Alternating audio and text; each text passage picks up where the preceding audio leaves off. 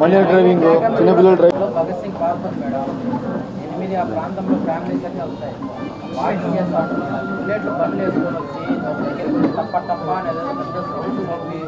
నిన్న కడప కార్పొరేషన్లో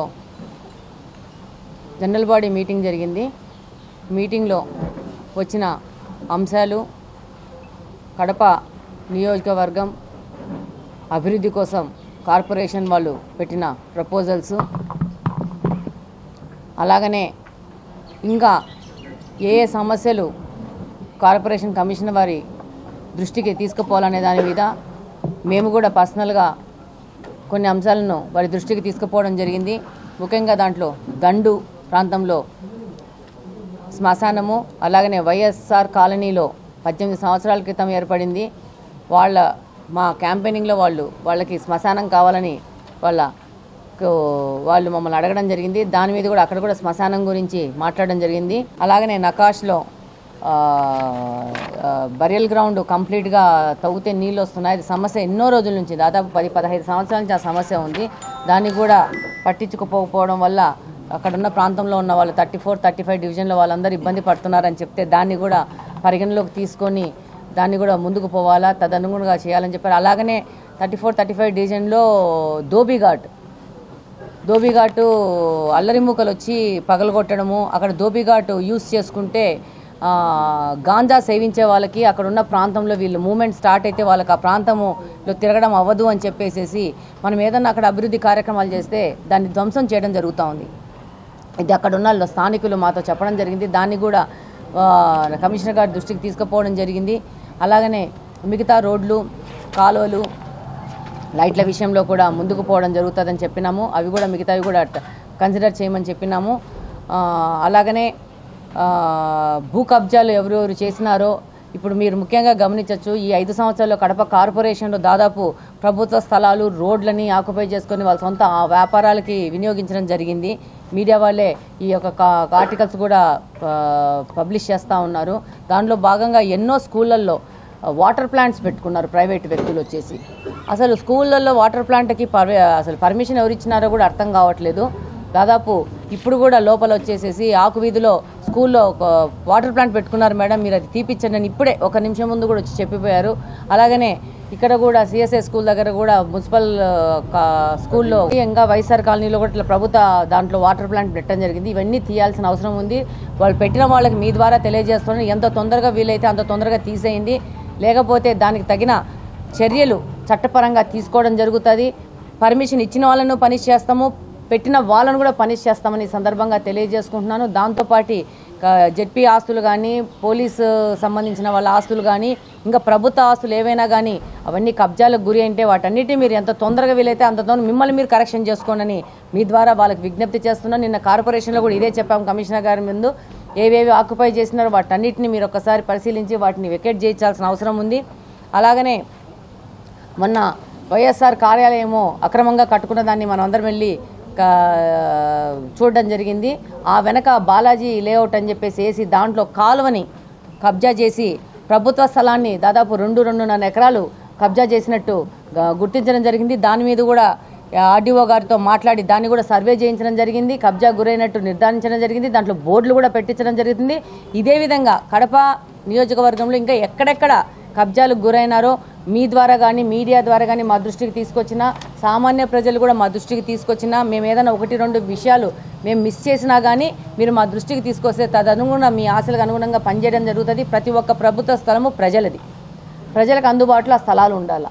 ఫ్యూచర్ అవసరాల కోసం వాటిని మనము ప్రిజర్వ్ చేసుకోవాలి. ఇలా ఈ 5 సంవత్సరంలో ఈ వైసీపీ సంబంధించిన నాయకులు దాడులు చేసి కబ్జాలు చేసుకుని అక్రమ సంపాదనలు, అక్రమ ఆస్తుల కూడబట్టుకోవడం జరిగింది. అవన్నీ మళ్ళీ ఈ 5 సంవత్సరాల్లో తీసేసి ప్రజలకు అప్పచెప్పేసి ప్రభుత్వానికి అప్పచెప్పాల్సిన బాధ్యత మనందరి మీద ఉంది కాబట్టి ఆ విధంగా పనిచేయడం జరుగుతుంది. అలాగనే నిన్న ఉపాధ్యాయులను టెంపరీగా కార్పొరేషన్ నుంచి నియమించుకోవడం గురించి అదొకటి అజెండాలో తీసుకొని వచ్చినారు విద్యా వాలంటీర్లు. దాంట్లో కూడా వాళ్ళకి చెప్పడం జరిగింది. డెఫినెట్గా డిఎస్సి, మెగా డిఎస్సి ప్రకటించడం జరిగింది. మెగా డిఎస్సి ద్వారా 16,000 చిల్లర ఉద్యోగాలు ప్రజలకు అందుబాటులో ఉండబోతున్నాయి. అలాగనే దాంట్లో ఉర్దూ పోస్టులు భర్తీ కూడా చేస్తామని తెలియజేసినాము. అలాగనే ఈ 117 జీవోను కూడా రద్దుపరిచి టీచర్లకి అండగా ముందుకు పోతామని చెప్పినాము. మిగతా డెవలప్మెంట్ కార్యక్రమాలు కూడా ముందుకు పోవడం జరిగింది. ముఖ్యంగా కడప నియోజకవర్గ అభివృద్ధి కోసం మేము కట్టుబడి ఉన్నాము. ఇక్కడున్న సమస్యల మీద గుర్తించి ఆ సమస్యల పరిష్కార దిశగా ముందుకు పోతామని సందర్భంగా తెలియజేస్తున్నాను. డెఫినెట్గా తీస్తాము. నిన్న దాని మీద కూడా చర్చ వచ్చింది కార్పొరేషన్లో.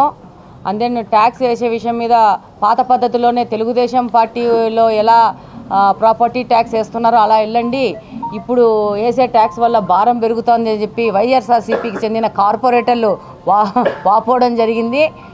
నేను అదే చెప్పాను కార్పొరేషన్లో కూడా, మీ నాయకుడు జగన్మోహన్ రెడ్డి గారు ఉచిత పథకాలను పెట్టి ఆ పథకాలను పెట్టి ప్రజలను మోసం చేయడానికి ప్రజల మీద అధిక భారం వేశాడు. కరెంటు బిల్లులు పెంచడం ద్వారా, ప్రాపర్టీ ట్యాక్స్ పెంచడం ద్వారా, చెత్త పన్ను వసూలు చేయడం ద్వారా, ఉద్యోగస్తులకు సంబంధించిన వాళ్ళ పిఎఫ్లు వాడుకోవడం ద్వారా, అలా ఒకటేంటి రెండేంటి దాదాపు ప్రజల ప్రతి ఒక్క వర్గం ప్రతి ఒక్క మనిషి మీద తల మీద ఈరోజు భారం వేసి 5 సంవత్సరాల యొక్క తన ప్రభుత్వాన్ని సాగించాడు. ఈరోజు వాళ్ళ పార్టీ వాళ్ళే వచ్చి వాపోతున్నారు, ఇంతింత ప్రాపర్టీ ట్యాక్సులు కడతాంటే ఇంతింత కరెంటు బిల్లులు కట్టడం మా వల్ల కాదు అని చెప్పి. మరి ఆ 5 సంవత్సరాలు ఈ వైసీపీకి సంబంధించిన ఈ నాయకులు వాళ్ళ నోరులు ఎందుకు ఇప్పలేదు? వాళ్ళు ఈ ప్రశ్న అనేది జగన్మోహన్ రెడ్డి గారి మీద ఎందుకు వేయలేదు అనేది నాకు ఆశ్చర్యం జరిగింది. నేను అదే వాళ్ళకి క్లియర్ జరిగినాను. ఈ పాపం అంతా మీ నాయకుడు జగన్మోహన్ రెడ్డి గారిది, అందులో భాగస్వామ్యం మీరు కూడా అని చెప్పినాను. ఈరోజు మీరు తెలుగుదేశం ప్రభుత్వం వచ్చేసింది. ఇప్పుడు తెలుగుదేశం ప్రభుత్వం మొత్తం కరెంటు బిల్లులన్నీ తగ్గించేస్తుంది, ప్రాపర్టీ ట్యాక్స్లు తగ్గించేస్తుంది, చెత్త పన్నులు తగ్గించేస్తుంది, అన్నీ మన మీద మళ్ళా ఇల్లు రాజకీయ డ్రామా మొదలు పెట్టారు. మొత్తం పెంచింది, ప్రజలను నాశనం చేసింది వీరే, వ్యవస్థను నాశనం చేసింది వీరే, ప్రభుత్వాన్ని సరిగ్గా పరిపాలించలేని దశకు తీసుకుపోయింది వీళ్ళే. నిధులు లేకుండా నిధుల కొరతతో అప్పులతో తీసుకుపోయి ఈరోజు మళ్ళా వచ్చేసి తెలుగుదేశం ప్రభుత్వం వచ్చేసింది, ఇంకా మన జీవితం అంతా బాగుంటుంది, అన్నీ తగ్గించండి అని చెప్పేసి వాపోతున్నారు. దాంతోపాటు ఈ మధ్య కడపలో శారదా స్కూల్ దగ్గర 2 వ్యక్తులకు కత్తిపోట్లు గురైనాయి.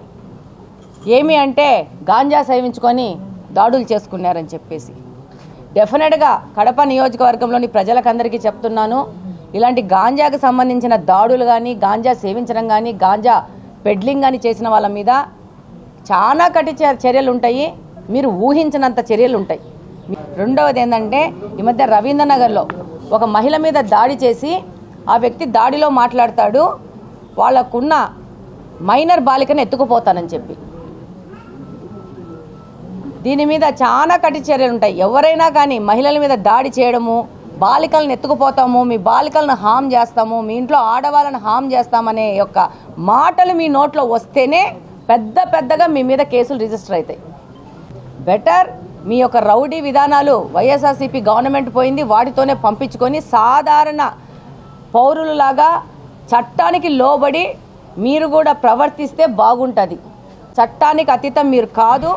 అప్పుడు మిమ్మల్ని కాపాడిన మీ వైఎస్ఆర్సీపీ నాయకులు కానీ, మీకు సంబంధించిన ఎమ్మెల్యేలు కానీ, మీకు సంబంధించిన డిప్యూటీ సీఎంలు కానీ వాళ్ళు ఎవరు లేరు ఇప్పుడు అధికారంలో. కాబట్టి ఎవ్వరు మీరు కాపాడరు. కాబట్టి మిమ్మల్ని కాపాడుకోవాల్సిన బాధ్యత మీదే. కాబట్టి మీరు చేసే సంఘ వ్యతిరేక చర్యలను ఆపుకొని మీరు జాగ్రత్తగా ఉంటారని చెప్పి ఈ సందర్భంగా తెలియజేసుకుంటున్నాను. ఏమాత్రం మీ లైన్ క్రాస్ చేసి ఏదన్నా దాడులు కానీ, వేరే ఇళ్లలోకి పోయి దొమ్మీలు చేయడం కానీ, లేకపోతే గాంజా సేవించడాలు కానీ, ఆడపిల్లల జోలికి పోవడం కానీ, యువకుల జోలికి పోవడం కానీ చేస్తే మాత్రం మళ్ళీ మీ మీద మాత్రం చర్యలు చాలా కఠినంగా ఉంటాయి. మళ్ళీ మీ ఇంట్లో వాళ్ళు వచ్చి బాధపడినా ఏడ్చినా కూడా పెద్దగా ఫలితం ఉండదు. చట్టం తన పని తాను చేసుకొని పోతుంది. డెఫినెట్గా ఇంకా పాత పోలీసు వాళ్ళు కంటిన్యూ అవుతున్నారు. వీటిని అన్నింటినీ ప్రక్షాళన చేసి సరైన వాళ్ళని తెచ్చుకొని సరైన విధంగా మేము దీని మీద యుద్ధం చేయాల్సింది ఉంది.